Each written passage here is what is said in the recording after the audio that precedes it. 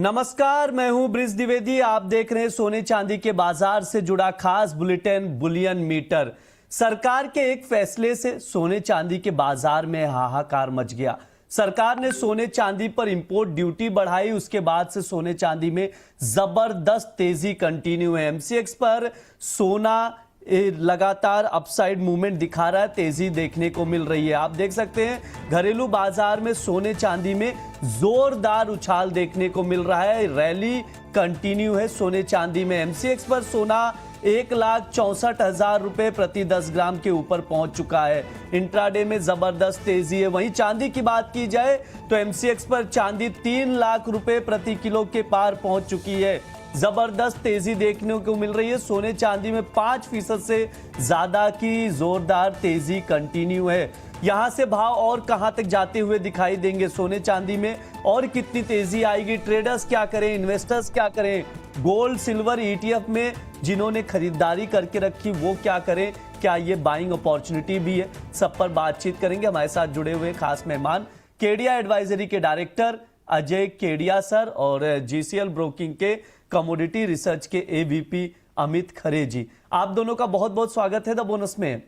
बहुत बहुत धन्यवाद ब्रिज बुलाने के लिए।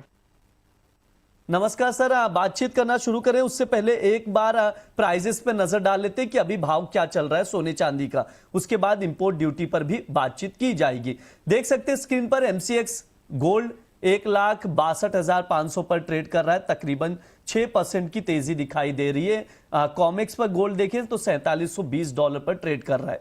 सिल्वर की बात की जाए 3 लाख के ऊपर जाती हुई दिखाई दी, अभी 2,96,800 का भाव चल रहा है। 6% से ज्यादा की तेजी एमसीएक्स पर दिखाई दे रही। कॉमेक्स पर देखें $87 के ऊपर चांदी ट्रेड कर रही है।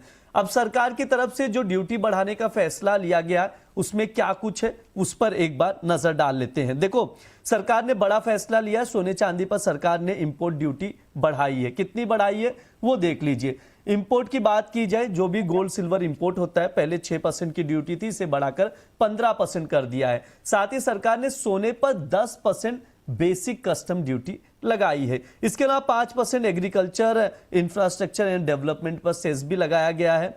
और यूएई जो एक बड़ा मुद्दा था, वहां से एफटीए के तहत जो सोना इंपोर्ट होता था उस पर भी इंपोर्ट ड्यूटी बढ़ा दी गई है। सरकार ने यह फैसला व्यापार घाटा कम करने और गिरते रुपए को सहारा देने के लिए यह फैसला सरकार की तरफ से लिया गया। अजय सर से शुरुआत करना चाहूंगा। सर, जिस तरह से फैसला लिया गया सरकार की तरफ से, कल रात में नोटिफिकेशन आया, उसके बाद मार्केट में हमने अच्छी तेजी देखी है, अभी भी रैली कंटिन्यू है। इस फैसले को आप कैसे देखते हो? आगे क्या हो सकता है? क्या सरकार आगे और भी ऐसे कदम उठा सकती है? क्या सर पॉइंट ऑफ व्यू है आपका, कैसे देख रहे हैं इसे? नमस्कार ब्रिज। बिल्कुल काफी बड़ा सब्जेक्ट हम बोल सकते हैं, क्योंकि संडे जब ये अनाउंसमेंट तो नहीं बोल सकते, पब्लिक प्लेटफॉर्म पे जैसे पब्लिक रैली में ये कहा गया था, तब ऐसा लग रहा था कि कुछ बड़ा हो सकता था। बट साथ में सोमवार आते थे ये भी था कि ड्यूटी पे तो गवर्नमेंट कुछ काम नहीं करेगी, बिकॉज ऑलरेडी हम जानते हैं 22-23 में 2022-2023 में हमारी ड्यूटी 15% ही हुआ करती थी, और वहां से तो ड्यूटी कम की गई थी, क्योंकि ड्यूटी बढ़ने से एक स्मगलिंग का कंसर्न बढ़ जाता है। और प्लस यहाँ पे आप ये देखिए, वैसे हम इंडियन ऑडियंस को बोलते हैं कि ये कॉस्ट सेंसिटिव है, कोई भी प्राइस बढ़ेगा। जैसे अगर फ्लाइट की टिकट बुक कर रहे हो, अगर 1 रुपया फ्लाइट की सस्ती मिल रही है दूसरे वेबसाइट पे, तो आदमी वहां पे शिफ्ट कर जाता है। लेकिन सोने के केस में ऐसा नहीं है। सोने के केस में जितना ज्यादा सोना महंगा होगा उतना ज्यादा पब्लिक ज्यादा बाय करती है। तो यहाँ पे मुझे लगता है कि ड्यूटी में जो बढ़ोतरी हुई है वो एक सरप्राइज था, और उसी के एलिमेंट के चलते आज हम 6% की तेजी सोने और चांदी में अभी भी देख रहे हैं, जबकि इफेक्टिवली 9% का इम्पैक्ट पड़ा, क्योंकि 6 से 15 हुआ है। तो और मुझे लगता है 2.5-3% की तेजी आ सकती है, क्योंकि रुपए में अगर आप देखोगे तो वहां पे कोई चेंजेस नहीं है, और ना ही इंटरनेशनल में मार्केट फ्लैट ट्रेड करता हुआ दिखाई दे रहा है। तो मे भी पॉसिबल और 2-2.5% की तेजी मिल जाएगी। बट हाँ, इससे डिमांड पे जरूर डेंट मिलती हुई दिखाई देगी, क्योंकि इस वक्त कच्चा तेल जो 105 के ऊपर अच्छे से ट्रेड कर रहा है, ये इन्फ्लेशन बढ़ा रहा है, आपका लॉजिस्टिक कॉस्ट बढ़ा रहा है, आपके घर का बजट का बिल बढ़ा रहा है। तो यहाँ पे अब ये देखना है कि आदमी वो एक्सपेंसेस पे कंट्रोल करता है या सोना बाय करता है। तो आई थिंक 30-40% तक का डिमांड पे फर्क पड़ेगा। हाँ, गवर्नमेंट जिस ढंग से फॉरेक्स रिजर्व को बचाना चाहती है और जो टर्मोइल पीरियड अभी बना हुआ है उससे बाहर निकलना चाहती है, तो गोल्ड के अलावा हम कच्चा तेल, एडिबल ऑयल फर्टिलाइजर और इलेक्ट्रॉनिक्स, ये 4 चीजें और इंपोर्ट करते हैं। बट यहाँ पे हमने देखा वो असेंशियल कमोडिटीज में है, मतलब बिना तेल के, बिना फर्टिलाइजर के, बिना एडिबल के हम आगे नहीं मूव कर पाएंगे। तो आई थिंक एक ही ऑप्शन बचा था, वो था सोना। उसी पे ये एक्शन होता हुआ दिखाई दिया। रिफ्लेक्शन आपके स्क्रीन पे है कि सोना 6% ऊपर है और चांदी 6.5% ऊपर है।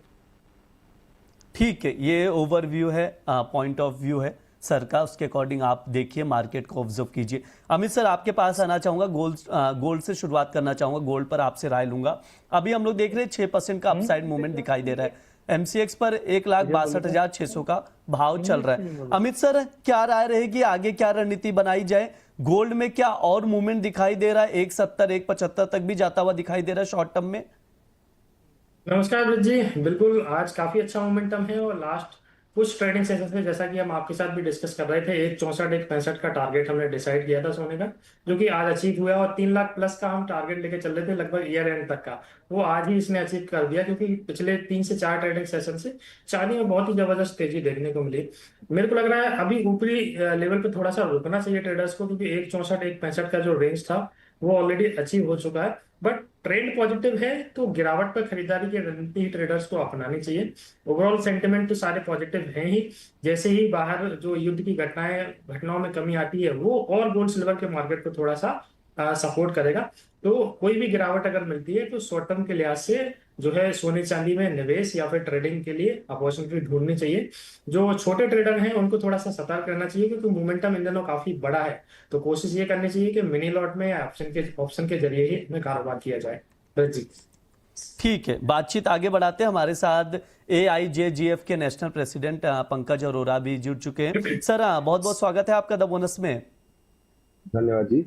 सर, कैसे देख रहे हैं सरकार के फैसले को? क्योंकि आप दो तरह की चीजें निकल कर आ रही है। एक तरफ ज्वेलर्स की तरफ से इस फैसले की कड़ी आलोचना भी की जा रही है, और सेकंड, अगर देखा जाए व्यापार घाटा या गिरता हुआ रुपया, इसको संभालने के लिए सरकार की ओर से कदम उठाना भी जरूरी है। सर, आपकी क्या राय है, कैसे देख रहे हैं सरकार के फैसले को? और साथ ही ये भी बताइएगा, क्या सरकार आगे कोई और भी बड़ा कदम उठा सकती है? आपको क्या लग रहा है, कैसे देखते हैं इसे?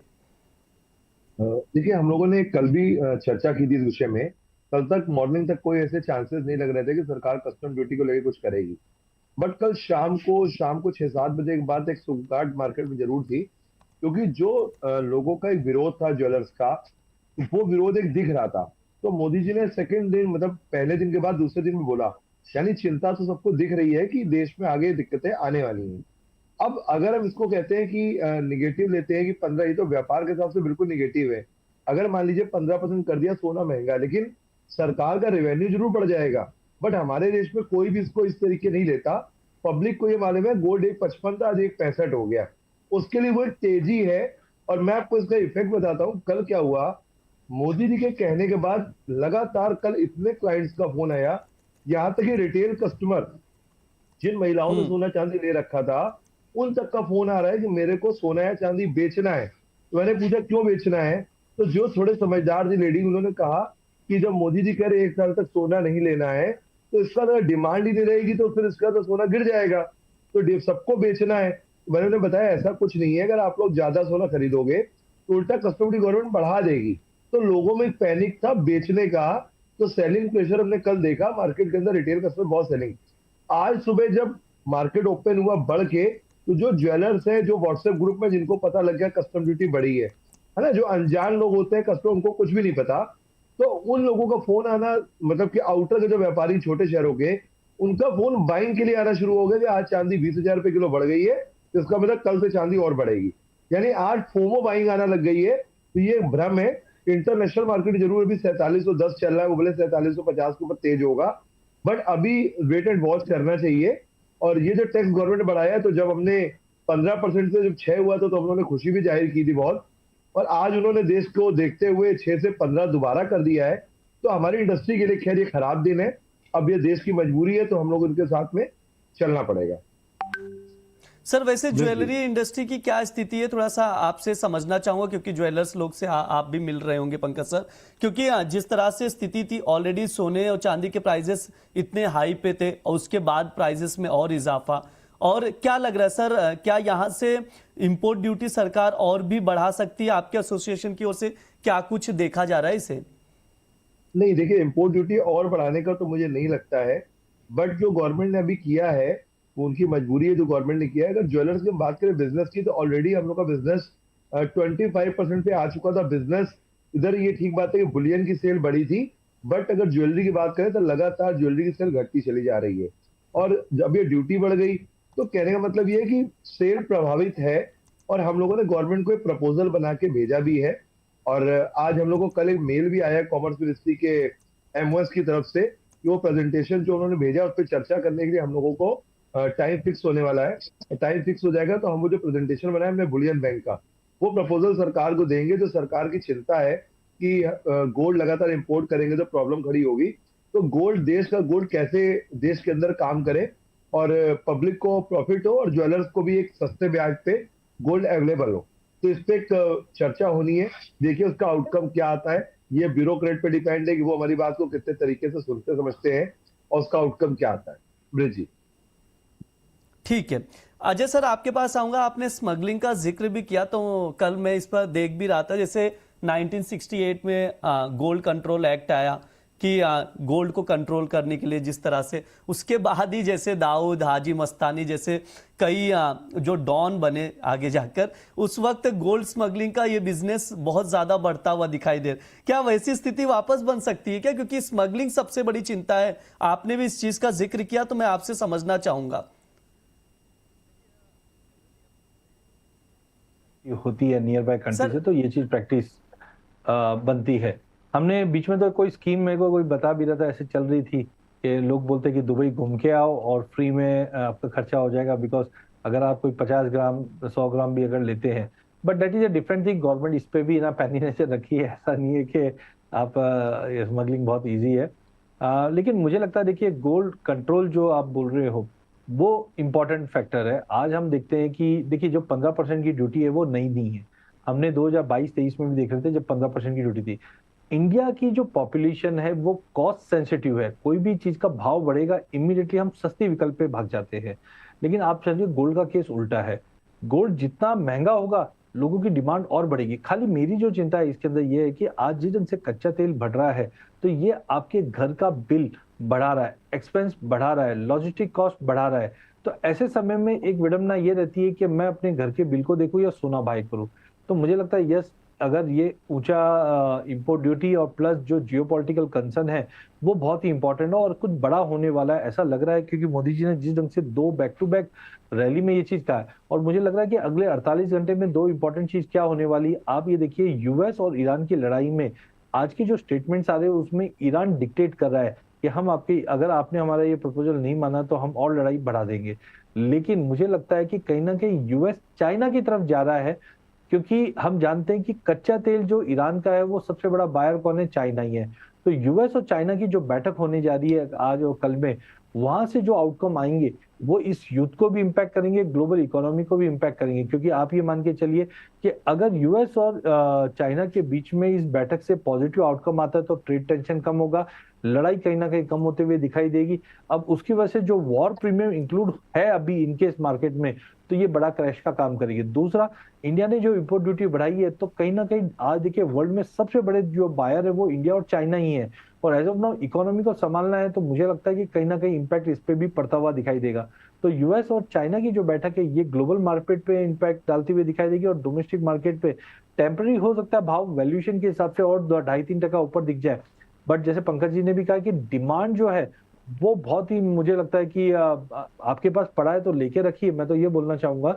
लेकिन हाँ, एक देश जैसे मोदी जी ने कहा कि युद्ध वाले काल में हमने देखा लोगों ने गोल्ड का दान भी दिया, दान देने की जरूरत नहीं है, एटलीस्ट आप बाय मत कीजिए। तो वो एक हम बोल सकते हैं कि देश के लिए आप क्या कर सकते हैं, उसके लिए अदर ऑप्शंस भी अवेलेबल है। मेजरली मुझे इसमें एक मैसेज जो समझ में आता है, एक फॉरेक्स से जाओ, दूसरा अकाउंटेबिलिटी। अगर आप कोई चीज बाय कर रहे हो, गोल्ड बाय कर रहे हो, तो यू आर रेस्पॉन्सिबल, आप रिस्पॉन्सिबल बाइंग कीजिए। बाकी आप समझिए इस चीज में।